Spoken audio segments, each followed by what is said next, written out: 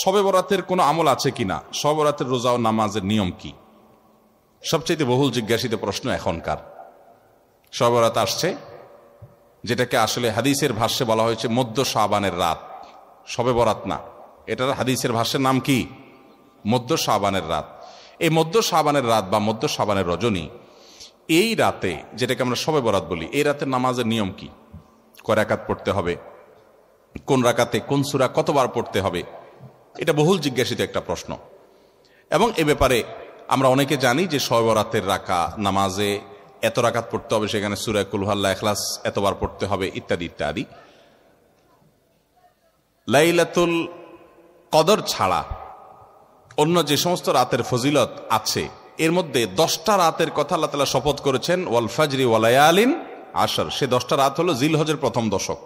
খবরও নেই আমাদের দেশে মানুষের, যে রাতগুলো শপথ আল্লাহ কোরআনে করছেন, কত ফজিলতপূর্ণ, কিন্তু জিলহজের প্রথম দশকের রাতের কোনো বিশেষ ফজিলতের কথা আমরা কয়জনে জানি? যাই হোক, মধ্য শাবান রজনীর কথা আমরা বেশি জানি শুধু না, সবচেয়ে বেশি আমরা এ রাতে ইবাদত বন্দেগীর চেষ্টা করি। তো সবচেয়ে বেশি চেষ্টা তো হওয়া উচিত হলো লাইলাতুল কদরে। এর পাশাপাশি যদি কেউ মধ্য শাবানের রাতে আল্লাহ তাআলার ক্ষমা লাভের চেষ্টা করে, সেটা দর্শনীয় না, সেটা জায়েজ। এ রাতের এতটুকু ফজিলত অবশ্যই প্রমাণিত যে আল্লাহ রাব্বুল আলামিন এ রাতে হিংসুক ছাড়া, মুশরিক ছাড়া বাকি মানুষগুলোকে সাধারণ ক্ষমা ঘোষণা করেন। অতএব এ রাতের একেবারে কোনোই ফজিলত নেই, ব্যাপারটা সেরকম না। বিভিন্ন হাদিসের আলোকে এটুকু অন্তত সাব্যস্ত হয় যে আল্লাহ তাআলা হিংসুক এবং আপনার মুশরিক ছাড়া, মানুষের পিছিয়ে লাগে শত্রুতা, এই মানুষ ছাড়া বাকি মানুষকে মাফ করে। তাহলে মধ্য শাবানের রাত বা যেটাকে শবে বরাত বলছি আমরা, এই রাতের মূল আমলই হলো, এটাকে কেন্দ্র করে মূল আমলই হলো নিজেকে শিরক এবং হিংসা থেকে পরিচ্ছন্ন করা, সাধারণ ক্ষমার উপযুক্ত করা। এটা হলো মূল আমল, বাস। এর বাইরে আপনি ক্ষমা লাভের জন্য যদি চেষ্টা করেন, সেটা কোনো দর্শনীয় বিষয় নয়। তবে এই রাতকে কেন্দ্র করে বিশেষ ফরম্যাটে নামাজ, রাত জেগে, তারপর বিশেষ ফরম্যাটে ইবাদত, এই সূরা এতবার, এই নামাজ এত রাকাত, এরকম কোনো কথা কোরআন হাদিসে বর্ণিত হয়নি। এগুলো আমরা মনগড়া বানিয়ে নিয়েছি।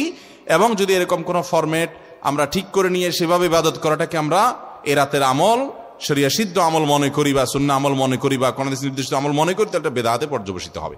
অতএব বাড়াবাড়ি এবং ছাড়াছাড়ি এই দুইটি আমাদেরকে পরিহার করতে হবে। যতটুকু আছে ততটুকু আমরা আমল করব এবং এসে আমল অনুযায়ী আমরা চলার চেষ্টা করব। শবে বরাতে সবচেয়ে বেশি মানুষ মসজিদে কেন ভিড় জমায় বলেন তো? শবে কদর বেশি ফজিলতপূর্ণ না এই রাত? শবে কদর কোন তুলনা আছে শবে কদরের সাথে কোনটার?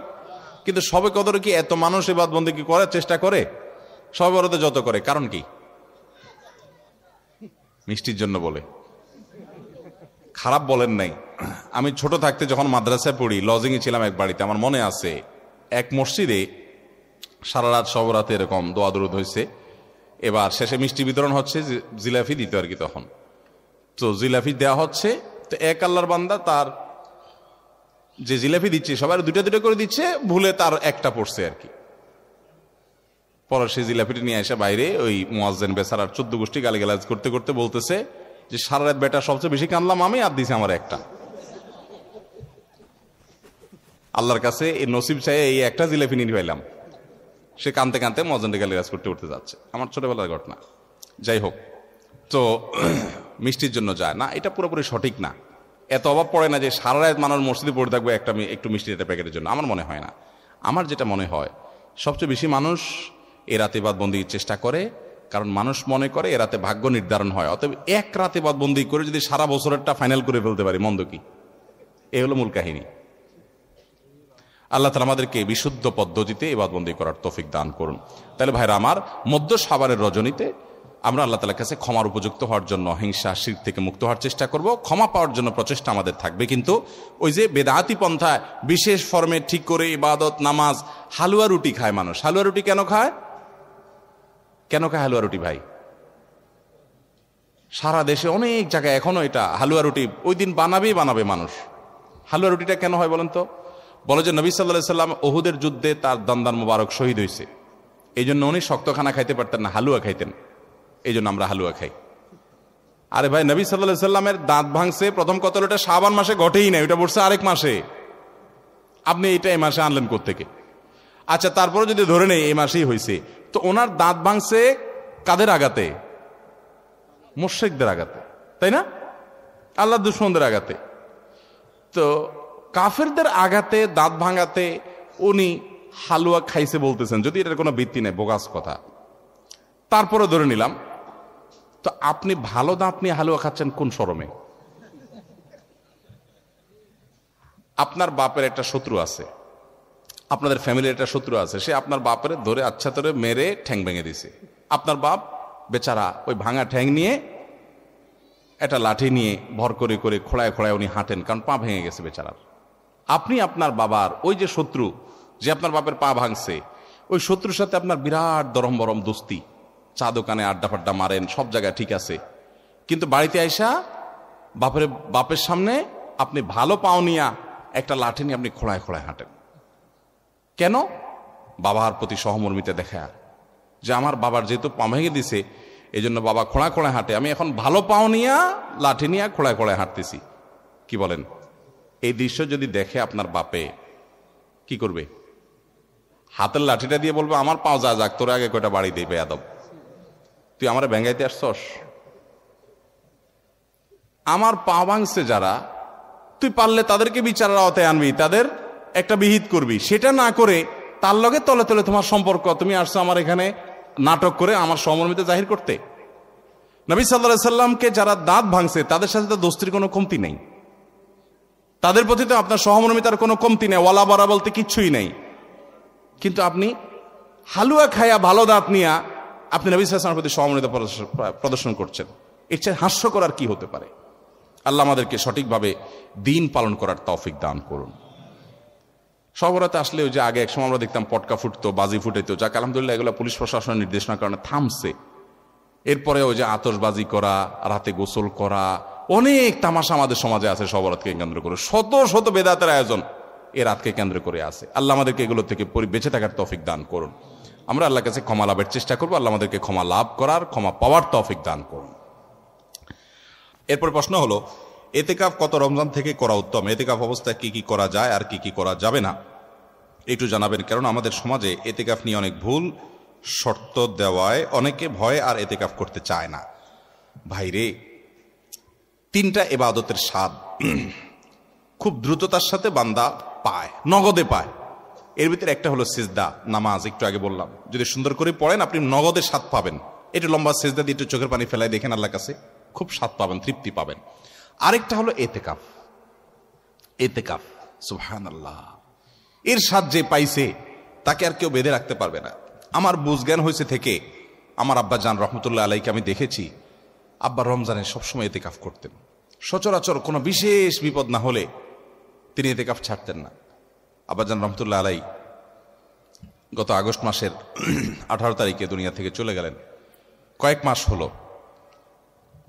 গত রমজানে আল্লাহর বান্দা ক্যান্সারে আক্রান্ত, গ্রামের বাড়ি পাঠাইছি আমি, ডাক্তার বলছে অবস্থা ভালো না, লক্ষণ ভালো না, একটু গ্রাম থেকে ঘুরে আসুক। আমি গ্রামে পাঠাইছি, উনি গিয়ে মসজিদে এতেকাফ বসে গেছে এবং শেষ দশক পুরাটা মসজিদে এতেকাফ করলেন। মারাত্মক ব্যথা, ক্যান্সারের পেইন। আমি বলছি কিভাবে এতেকাফ বসছে উনি? আমা বলে যে উনি এতেকাফ বসছে, উনি বলে যে আমি ভালো আছি, তোমাদের টেনশন করা লাগবে না, এতেকাফ ছাড়া আমি থাকতে পারবো না। শেষ দশক পুরোটা এতেকাফ করলেন। আজকের এই রমজানে আল্লাহর বান্দা কবরের বাসিন্দা। আমি নিজে আলহামদুলিল্লাহ চেষ্টা করি রমজান এতেকাফ করার, চেষ্টা করি। খুব বিশেষ অসুবিধা না হলে আমার বুঝজ্ঞান হয়েছে থেকে আমি চেষ্টা করি আমলটা। অন্য আমল করতে পারি না, এটা ছাড়ার চেষ্টা করি না, মানে এটা ছাড়তে চাই না, চেষ্টা করি এটা করার। এতেকাফের নগদ স্বাদ পাওয়া যায় ভাই, অভূতপূর্ব এক স্বাদ। যারা করেছেন তারা জানেন। আল্লাহর ঘরে একটু বসে যান, বসে এবাদবন্দি করেন, আপনার ফিল হবে কি জানেন? ফিল হবে গাট্টি বসকা নিয়ে আল্লাহর চৌকাঠে এসে পড়ে গেছে, এরকম একটা ফিল হবে, অনুভব হবে, অসম্ভব ভালো লাগা কাজ করবে। বিশেষ করে এই মোবাইল টিপি দুনিয়ার হাজারটা কাজে, ইজি কাজে বিজি থাকার এই সময় 10টা দিনের জন্য আপনি নিজেকে বন্দি করে ফেলেন মসজিদে, অন্যরকম একটা স্বাদ পাবেন। আরেকটা ইবাদতের স্বাদ নগদ পাওয়া যায়, অনেক ইবাদতের স্বাদই নগদ পাওয়া যায়। আমি তিনটা আমার অভিজ্ঞতার আলোকে বলছি। সেটা হলো আরাফাতের ময়দানের দোয়া। আল্লাহ যাদেরকে তৌফিক দিয়েছেন তারা জানেন কি তৃপ্তি, কি স্বাদ, কি ভালো লাগা। সেই দুপুর থেকে দোয়া একদম সূর্য অস্ত যাওয়া পর পর্যন্ত লম্বা সময়, কয়েক ঘন্টা পর্যন্ত চাই, মন ভরে চাওয়া যায়, খুব ভালো লাগে কাজ করে। আল্লাহ আমাদেরকে সব ইবাদতের স্বাদ পাওয়ার তৌফিক দান করুন। তাহলে ভাইরা আমার, এতেকাফ ইনশাআল্লাহ আমরা করবো তো? আল্লাহ চাহেন তো? খুব লজ্জার কথা যে আমাদের দেশে মসজিদগুলোতে এতেকাফের জন্য টাকা দিয়ে লোক ভাড়া করা লাগে। আছে না নাই? আহারে কপাল পড়া রে। নবী করিম সাল্লাল্লাহু আলাইহি সাল্লাম রমজানের রোজা ফরজ হওয়ার পর থেকে নিয়ে দ্বিতীয় বা তৃতীয় হিজরিতে রমজান রোজা ফরজ হওয়ার পর থেকে নিয়ে তার ওয়াফাতের আগ পর্যন্ত একটি বারের জন্য এতেকাফ ছাড়া থাকেন নাই। যে আমলটা নবী করিম সাল্লাল্লাহু আলাইহি সাল্লামের জীবনে একবারও ছাড়েন নাই, আমরা বেশিরভাগ লোক জীবনে একবারও করি নাই। হাত তোলেন দেখি কারা কারা এতেকাফ করছেন মসজিদে 10 দিন রমজানের শেষ 10 দিন ফুল এতেকাফ করছেন, জীবনে একবার হলেও করছেন যারা হাত তোলেন। দেখেন কয়টা হাত উঠছে, গোনা যাবে না। এর মানে হলো ম্যাক্সিমাম মানুষ আমরা জীবনে একবারও করি নাই।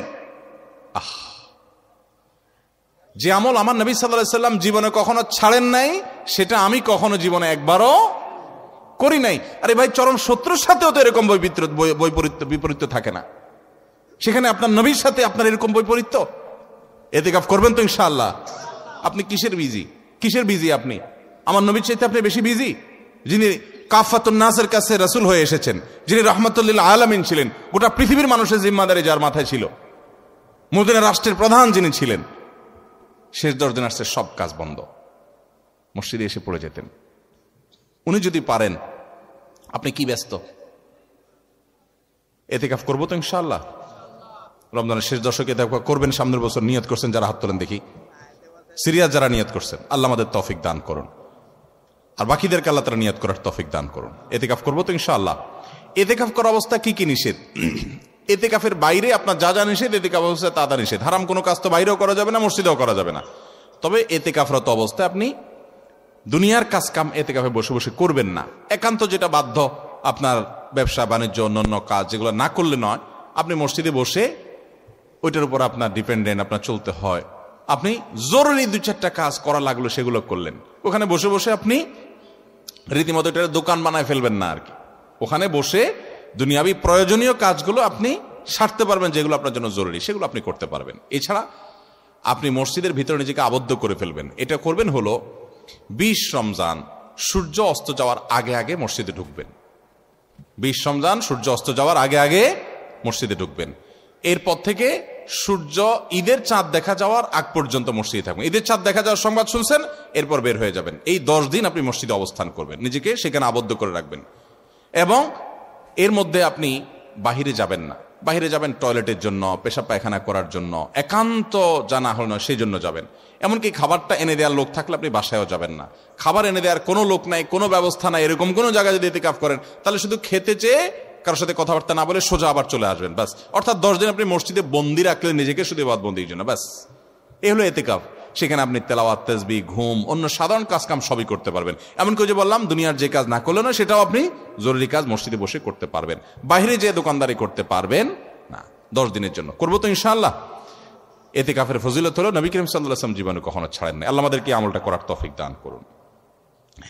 এরপর প্রশ্ন হলো, সুইয়ের আগার সমপরিমাণ পেশাবের ছিটা লাগলে কি কাপড় এবং শরীর নাপাক হবে?